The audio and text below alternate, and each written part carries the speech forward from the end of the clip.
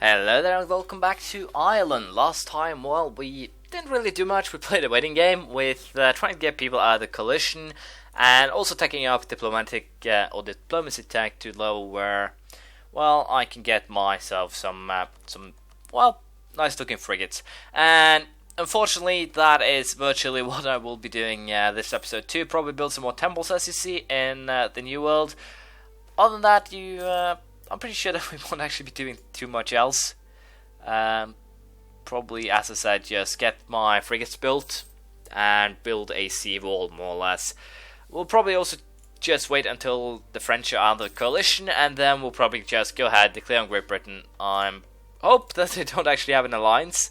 They're only allied with Hainaut now, which is great for me, because that means they are an easy target. Hainaut is small, terribly small, won't even possibly be war leader, and as such I can simply destroy the army, siege these 4 provinces, potentially also the colonies, and that should be enough to get the deal that I want here, which is probably just 1 or 2 provinces, depending on how much aggressive expansion that will generate. If it generates less, just take 1, then we should probably just keep on picking at them over some time, because there's no real reason for me to take all 3 in one, get into Great Coalition, and then have to do this exact same waiting game, after the next war. So as I said, we'll be waiting, or patiently that is, to get myself the diplomatic power needed to start causing some trouble here. And I should potentially also start looking into getting myself a royal marriage with potentially Spain here. As you can see, we are no longer sworn enemies, and allying them is definitely, I guess you could say that is definitely to my my advantage. The potential negative thing is that I might lose Austria as an ally then, because I believe Austria is... No, they don't actually have the Castilians as... It's actually the Castilians that has the Austrians as a rival, but even so, I'm pretty sure I'll get the alliance. Yeah, they'll actually accept the alliance already for some reason.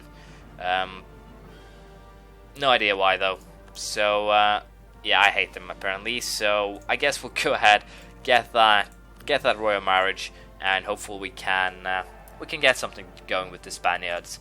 As I said, Spaniards helpful against French would be preferable, and also the fact that if I can secure an alliance with these guys, then I will be able to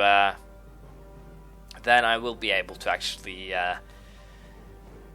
Actually, I put this, they will not be joining a coalition against me because we're allies, but also because of the fact that they will be getting far less aggressive expansion modifiers due to my conquest. That was what I was trying to say, and I do apologize for all the stuttering that I'm doing here. So, let's see here. The Swedes have decided to get themselves into war with the French, the Austrians, basically the entire world. And why would I want to break my alliance with Austria, and why the hell would I want to fight France? It will decline. I do apologize, my Swedish friends, but you honestly should think twice before declaring a country that I have an alliance with that also have a bigger army than yours. Although your army is strong, theirs is definitely bigger or stronger due to the fact that they are emperor, and also due to the fact they'll soon be forming the Holy Roman Empire. Those are all things that, well, made me not want to join you. I do apologize, but I do have my reasons, as you see. I don't actually break alliances unless they are disposable of. I usually, as you might have realized through my gameplays, alliances is in most cases for me just a safeguard to prevent others from attacking me, so that I can do basically whatever I want. I'll be joining very few of my allies' wars, and unless I really need an ally, or there is a war that doesn't actually matter at all, I'll rarely be joining. You could say that I am quite, or that I prefer to betray them, but I always set my nation first. That's how easy it is. If there is a war that doesn't make sense to join, then I will not be joining it. That's it. And as you can see, we also got a Spirited Corps, the last offensive idea. We now have a discipline bonus, should help with the future fighting. Our discipline is now at 140 or 135 due to the fact that I have an advisor that boosted by 5%. And I could potentially go for a royal marriage, I think, now with the Serbians. Do I want to? No. They have an heir. No real reason then. Great Britain just got into trouble, it seems. No, they have a weak heir, I guess, then. Also kind of funny to see that France and Austria might actually end up in a union further down the line. That would be scary, but let's hope that does not happen. for my sake, mostly. But as I said, we'll see how it turns out, and hopefully I can get France off my back soon. Diplomatic Tech 23 has been reached, the heavy frigates, and that allows me to build them along with a increase in colonial range. All pretty well. We'll also go ahead and take the admin tech, I believe. Simply grain depot, level 24. I can now build a grain depot. Not really that helpful, but well, it's a little bit helpful, but I can't complain about that. As I said, with this, we will now be improving on the navy. I'll probably build, as I said, the exact same navy as the sea. I'll probably build something more as well. We'll probably build some naval building arsenals and such to basically boost my naval force a little bit further. Probably give a 60, maybe here 30, 20, 30, 40. So basically I'll be doing a little bit of upgrade, and I'll probably also build a navy that I'll be placing in the Caribbean, simply as a I guess I should call it a test of some sorts, because I basically want to test out in the Caribbean, that is, if it's well, how should I put this, possible that I can take over that node and basically use it to my advantage in terms of, if I do take that node, I can forward, potentially, that is, if I think things through, take all of the trade that's currently being produced in Caribbean. As you can see, it's being forwarded mostly to Sevilla, but also to Bordeaux. If I can forward it up to Chesapeake Bay, and then use my power there, or boost my power up here, and then forward it to London, because that would actually generate a lot of power or a lot of money.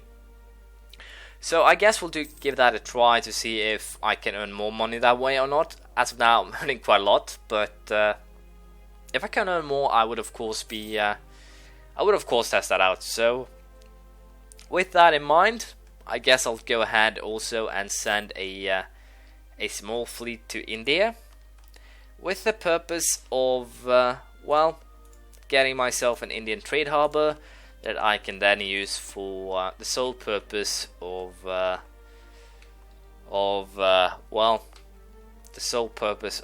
getting myself that extra merchant. So I guess we'll train a 8 fleet merchantman, or 8 merchantmen, simply to send 8,000 men to India, take a province, and probably vassalize Madurai and annex them further down the line. So we'll see how this goes, but for now we'll just sit behind and see what happens. As you can see, the Emperor has enacted an imperial reform, revoked the privilege of non-appeal. So basically, we're one step away from the Holy Roman Empire here. All members of the Holy Roman Empire will become our direct vassal, leave the Empire. So let's take a quick look here. As you can see, Austria is now in a position of, well, pure power, more or less. They're allied with the Ottomans. Or they're not allied, they're actually in war together, which is kind of weirder, but even so. This is scary.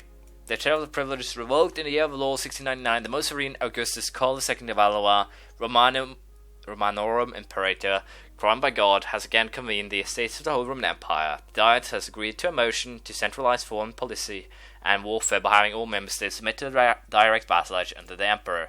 So they'll probably form the whole Roman Empire again.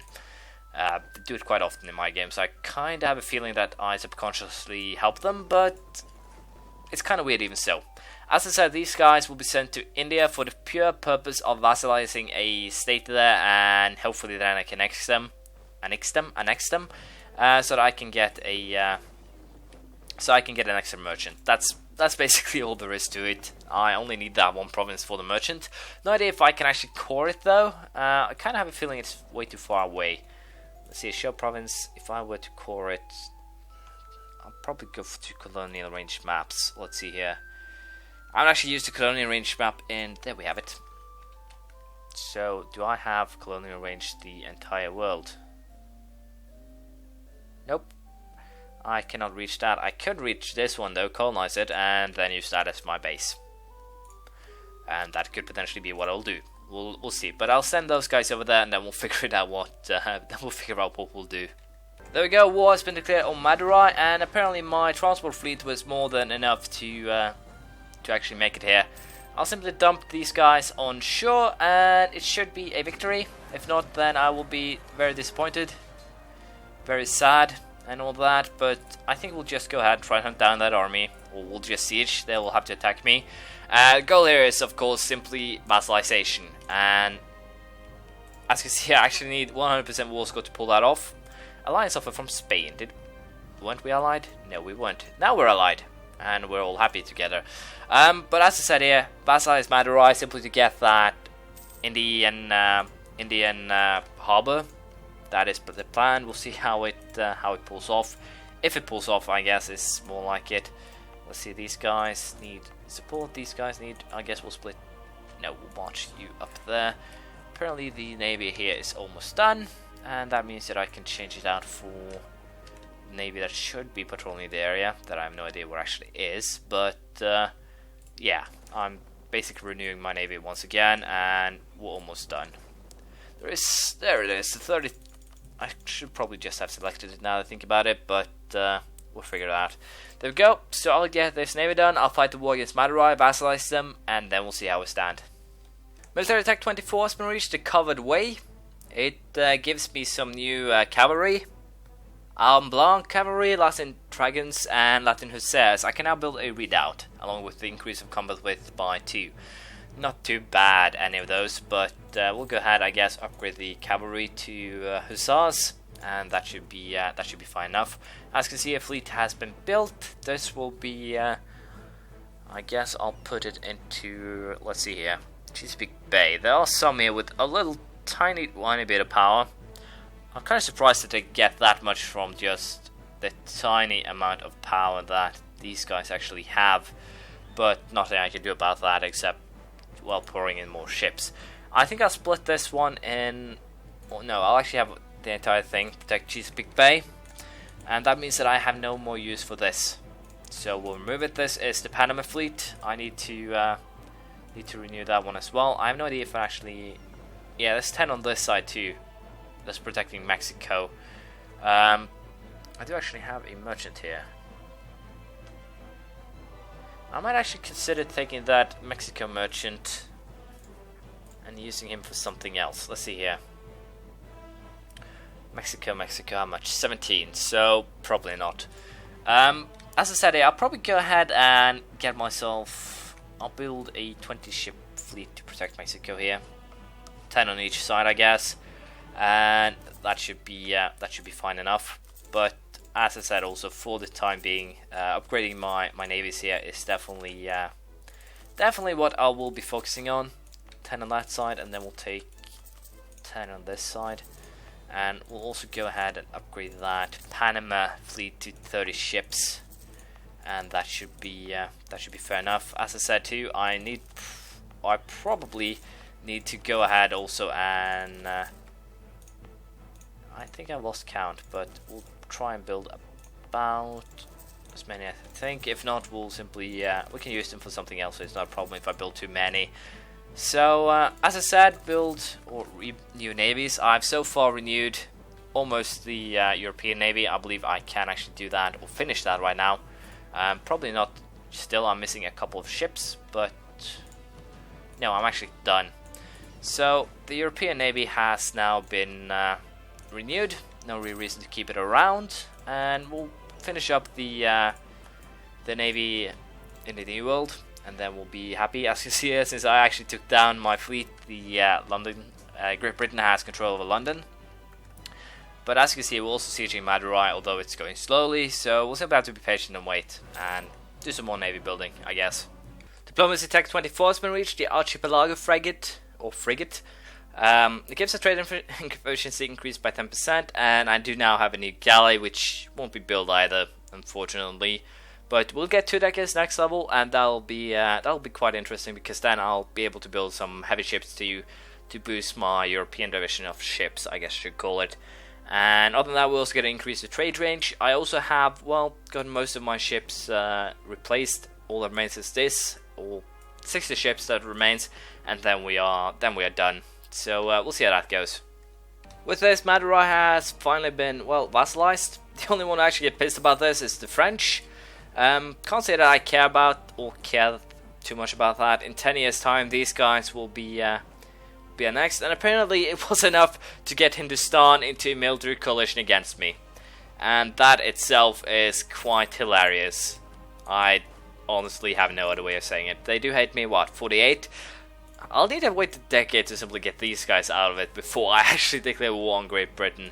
And that sucks, because that's not something that I planned, that's not something that I actually expected, and it's definitely annoying. But as you can see here, we are doing pretty well in terms of the navies, and I'm basically pretty much done with the renewal. And as such, as you can see, I've actually set names to them so I know what they are and where they are, simply for purpose of, well, knowing that they have been renewed and not doing something stupid in the future. Heavy frigate, Western Mexico. And yes, I know this entire thing is so called the West, but Western Seaboard, Eastern Seaboard, although it should be flipped around. I can't. No, it's probably right, but I'm tired. You'll have to excuse me, but it's right, I guess. All that remains now is to get the ships that I will be using to protect Panama done, and then we are basically set, I think. So these guys will be despawned, or destroyed, that is, and then we'll go ahead and build the final 14 ships. I did get out of my count, and that screwed me over. So 6, 8, 10, 12, and 14. Then we are done. So that's it. Unfortunately, once again, not an eventful episode at all, but at least we got some things done, and we are closing in on getting done here with the French. We have, what, about a decade yet? Let's say that we'll declare war on Great Britain at a later date of 1715, although that's pretty late as well. Both Hindustan and the French should be at the coalition by then. I'll of course be improving relations with both of them to try and help it, but I wish I could say that, or wish you could say to an AI that, listen, I'll simply only take Madurai and set a duration for the deal. For example, I'll just take these 2 promises. I won't bother the region anymore, and depending on if you break it, make it really harsh. Like, make it a minus 400 something aggressive expansion on whoever you breaks the deal with or anything. But basically, there's no reason for us to fight. The only thing that fighting will result in, you will get hurt and I will be annoyed. That's about it. So if we could make some sort of deals with the AI, like this. This is the border, you'll stay north, I'll stay south, we can do whatever we want with our neighbors, that would be great, but unfortunately there's no such system, so we'll have to wait and deal with it. But this is it. I've used 500,000, probably 6,000-7,000 ducats on naval renewal, and also building some naval bases and such. Also I completely forgot about the grain depot. It actually does something pretty sweet. Land force limits modifier plus 10% and maintenance minus 10%. Pretty damn good. I'm certainly looking forward to getting that for the ships, if it exists. I can't actually remember, but if it does, then it will definitely be sweet, because I'm paying most of my money onto the shipping here. As you can see, I'm over my force limits, so there's a lot of things that needs to be fixed. But thank you for watching. Please leave a comment, praise, criticism, anything you feel like, and I'll see you around next time. Bye.